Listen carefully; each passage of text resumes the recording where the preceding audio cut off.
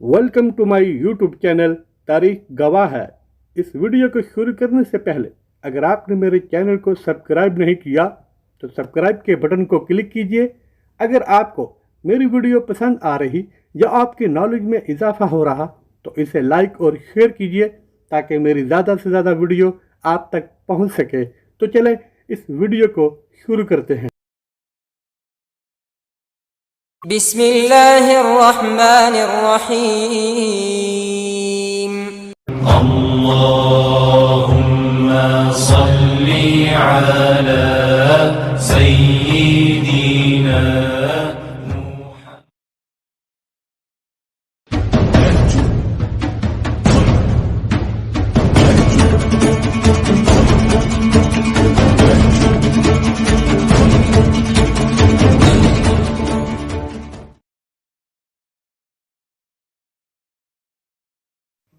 हज़रत अबू बकर सद्दीक़ और रसूलुल्लाह सल्लल्लाहु अलैहि वसल्लम अब्दुल्ला बिन अरीकत की रहनुमाई में ऊँटनियों पर सवार होकर चल पड़े। अब्दुल्ला बिन अरीकत आगे पैदल चल रहा था। इसने आम रास्ता छोड़कर साहिल समंदर का रास्ता इख्तियार किया।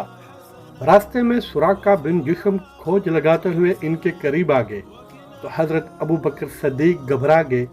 आप सल्लल्लाहु अलैहि वसल्लम ने हज़रत अबू बकर सद्दीक़ से फरमाया, गम ना करो, बेशक अल्लाह हमारे साथ है। अल्लाह ताला की तरफ से गैबी मदद आई और सुराका के घोड़े ने ठोकर खाई तो सुराका बिन जिस्म घोड़े से नीचे गिर गए। फिर वो दोबारा घोड़े पर सवार हुए और आगे बढ़े तो इनका घोड़ा रेत में पेड़ तक धंस गया। तब सुराका अपने गलत इरादे से बाज आ गए और रसूलुल्लाह से अमान तलब कर ली। आप सल्लल्लाहु अलैहि वसल्लम ने उन्हें अमान देते हुए ताकीद की कि हमारे बारे में किसी को मत बताना, और आप सल्लल्लाहु अलैहि वसल्लम ने उन्हें कसरा के कंगन पहनने की खुशखबरी दी। मदीना मुनव्वरा पहुंचकर रसूलुल्लाह सल्लल्लाहु अलैहि वसल्लम ने मस्जिद नबवी के लिए एक ज़मीन खरीदी। ये ज़मीन दो यतीम भाई हज़रत सुहेल और हज़रत सहल की मलकियत थी। हज़रत अबू बकर ने इस ज़मीन की कीमत अदा की जो कि 10 दिनार थी। फिर इसकी तामीर में हज़रत अबू बकर ने रज़ाकाराना तौर पर नौजवानों के साथ काम किया। रसूलुल्लाह सल्लल्लाहु अलैहि वसल्लम ने मुहाजिरीन और अंसार में भाईचारे का रिश्ता कायम किया। इब्तिदा में मदीना की आबो हवा मुहाजिरीन को रास न आई। हज़रत बिलाल और हज़रत अबू बकर सद्दीक़ शदीद बुखार में मुब्तला हो गए। हज़रत अबू बकर ने बुखार की हालत में ये शेर पढ़ा, हर आदमी की सुबह अपने अहलो अयाल के साथ इस हालत में होती है कि मौत इसके जूते के तस्मा से भी करीब होती है। आप सल्लल्लाहु अलैहि वसल्लम ने दुआ फरमाई, ए अल्लाह, तुम मक्का की तरह या इससे भी ज़्यादा मदीना की मोहब्बत हमारे दिलों में पैदा कर, इसकी आबो हवा को सेहत बख्श कर दे। आप सल्लल्लाहु अलैहि वसल्लम की दुआ कबूल हुई और हज़रत अबू बकर सद्दीक़ और हज़रत बिलाल सेहत याब हो गए। बदर के मौका पर रसूलुल्लाह की हिफाजत करने वाले हज़रत अबू बकर आपके साथ थे। जंग ओहद में आपकी हिफाजत के लिए सबसे पहले आपके पास आने वाले हज़रत अबू बकर सद्दीक़ थे।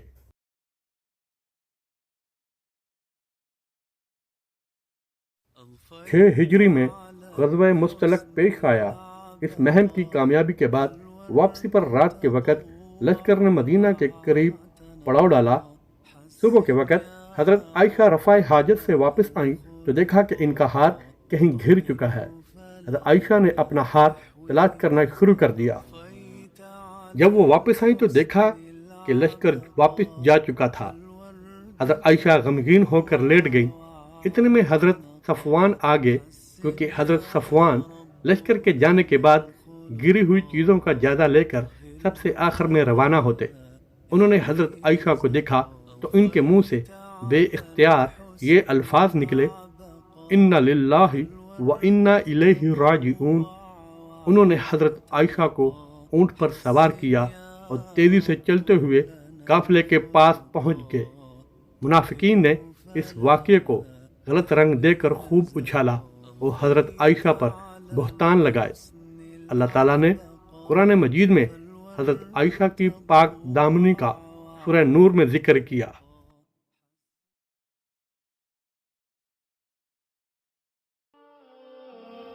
غزوہ تبوک کے موقع پر آپ صلی اللہ علیہ وآلہ وسلم نے مسلمانوں کو اللہ کی راہ میں مال خرچ کرنے کے لیے کہا۔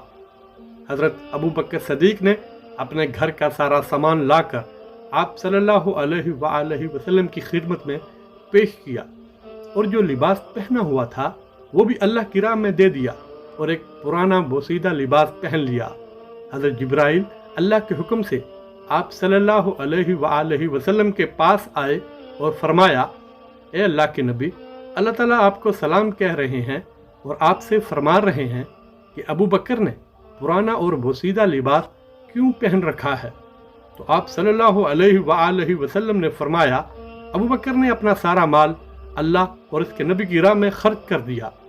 حضرت جبرائیل نے فرمایا، اللہ تعالیٰ فرما رہے ہیں، کیا ابو بکر مجھ سے راضی ہے؟ حضرت ابو بکر صدیق نے سنا تو ان کی چیخیں نکل گئی۔ حضرت ابو بکر نے فرمایا، میں اپنے رب سے راضی ہوں، میں اپنے رب سے راضی ہوں۔ وہ سارے جہان سے کہتا ہے کہ مجھے راضی کرو، لیکن ابو بکر سے فرما رہا، کیا ابو بکر مجھ سے راضی ہے؟ خود ہی کو کر بلند اتنا ہر تقدیر سے پہلے کہ خدا بندے سے خود پوچھے کہ بتا تیری رضا کیا ہے۔ آخری وقت میں جب اللہ کے نبی شدید بیمار ہو گئے تو آپ صلی اللہ علیہ وآلہ وسلم نے حکم دیا، ابو بکر سے کہو کہ امامت کروائیں۔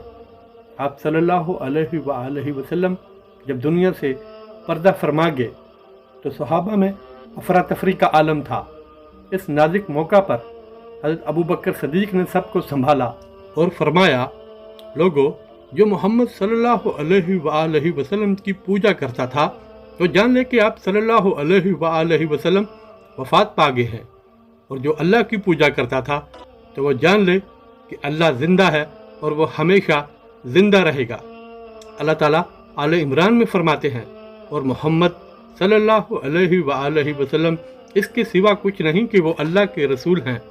ان سے پہلے بھی کئی رسول گزر چکے، کیا اگر وہ مر جائیں یا قتل کر دیے جائیں تو تم اپنی دونوں ایڑیوں پر پلٹ جاؤ گے، اور جو اپنی دونوں ایڑیوں پر پلٹ جائے گا تو وہ اللہ کو ہرگز نقصان نہیں پہنچا سکے گا، اور عنقریب اللہ شکر کرنے والوں کو جزا دے گا۔ جب حضرت ابو بکر صدیق خلیفہ بنے تو آپ نے خطبہ دیا، لوگو، اللہ کی قسم، میرے دل میں کبھی خلافت کی خواہش پیدا نہیں ہوئی، لیکن میں تم پر حاکم بنایا گیا ہوں، حالانکہ میں تمہاری جماعت میں سب سے بہتر نہیں ہوں۔ اگر میں اچھا کام کروں تو میری اطاعت کرو، اور اگر میں اچھا کام نہ کروں تو مجھے روک دو۔ سچائی امانت اور جھوٹ خیانت ہے۔ اگر میں اللہ اور اس کے رسول کی اطاعت کروں تو تم پر میری اطاعت واجب ہے، اور اگر میں نافرمانی کروں تو تم پر میری اطاعت واجب نہیں۔ خلافت پر آنے کے بعد آپ کو بہت سی مشکلات کا سامنا کرنا پڑا۔ عرب قبائل نے تیزی سے اسلام قبول کیا تھا، لیکن اسلام پوری طرح ان کے دل میں نہ اترا تھا، یہاں تک کہ کچھ لوگ مرتد ہو گئے اور ہر طرف سے بغاوتوں کی خبر آ رہی تھی۔ آپ نے اسامہ بن زید کو دشمن کی سرکوبی کے لیے بھیجا۔ اسامہ بن زید کو لشکر کی قیادت آپ صلی اللہ علیہ وآلہ وسلم نے سونپی تھی، لہذا حضرت ابو بکر صدیق نے آپ صلی اللہ علیہ وآلہ وسلم کی رائے پر عمل کرتے ہوئے حضرت اسامہ بن زید کی قیادت کو قائم رکھا۔ تقریباً 40 روز بعد اسامہ بن زید شام کے عیسائیوں کو شکست دے کر واپس لوٹے اور بہت سارا مال غنیمت ساتھ لائے۔ آپ صلی اللہ علیہ وآلہ وسلم کی وفات کے بعد بھی مسلمانوں کی قوت و تنظیم میں کوئی فرق نہیں آیا تھا۔ قبیلہ اسد مدینہ کے شمال میں آباد تھا۔ اس قبیلے کے سردار طلیحہ اسدی نے آپ صلی اللہ علیہ وآلہ وسلم کی زندگی میں جھوٹی نبوت کا دعویٰ کیا۔ حضرت ابو بکر صدیق کے زمانہ خلافت میں بنی ابس اور بنی زیبان کے لوگ طلیحہ اسدی کے ساتھ مل گئے۔ حضرت ابو بکر نے خالد بن ولید کو طلیحہ اسدی کی سرکوبی کے لیے بھیجا۔ اس جنگ میں طلیحہ کو شکست ہوئی اور وہ شام بھاگ گیا۔ اس شکست کے بعد طلیحہ اور اس کے قبیلے نے دوبارہ اطاعت کر لی اور حضرت ابو بکر صدیق نے ان سب کو معاف کر دیا۔ مسلمہ کذاب بنو بکر کی شاخ بنو حنیفہ کا ایک آدمی تھا۔ اس نے آپ صلی اللہ علیہ وآلہ وسلم کے دور میں جھوٹی نبوت کا دعویٰ کیا۔ مسلمہ کذاب نے آپ صلی اللہ علیہ وآلہ وسلم کو ایک خط لکھا اور اس خط میں آپ صلی اللہ علیہ وآلہ وسلم کو اس سے آدھی نبوت دینے کا دعویٰ کیا اور یہ بھی کہا کہ آدھا ملک اس کے حوالے کر دیا جائے۔ آپ صلی اللہ علیہ وآلہ وسلم نے اس کے جواب میں خط لکھا، بے شک زمین اللہ کی ہے اور وہ جسے چاہتا ہے اپنے بندوں میں سے اس کا وارث بناتا ہے اور آخرت پرہیزگاروں کے لیے ہے۔ مسلمہ کذاب کی طاقت میں دن بدن اضافہ ہوتا رہا، بہت سے قبیلے اس کے ساتھ مل گئے۔ اس مسلمان نے نبوت کی جھوٹی دعوے دار سجا سے شادی کر لی۔ اس شادی کی وجہ سے مسلمہ کی طاقت کئی گنا بڑھ گئی۔ حضرت ابو بکر صدیق نے حضرت شرجیل کو اس کی سرکوبی کے لیے بھیجا، لیکن اس جنگ میں کئی وجوہات کی بنا پر حضرت شرجیل کو شکست ہوئی۔ پھر حضرت ابو بکر صدیق نے حضرت خالد بن ولید کو 15,000 کا لشکر دے کر بھیجا اور مسلمانوں کو اس جنگ میں فتح حاصل ہوئی۔ اس جنگ میں مسلمہ کذاب مارا گیا۔ اس جنگ میں کئی صحابہ شہید ہوئے جو کہ قرآن کے حافظ تھے۔ یہ جنگ تاریخ میں جنگ یمامہ کہلاتی ہے۔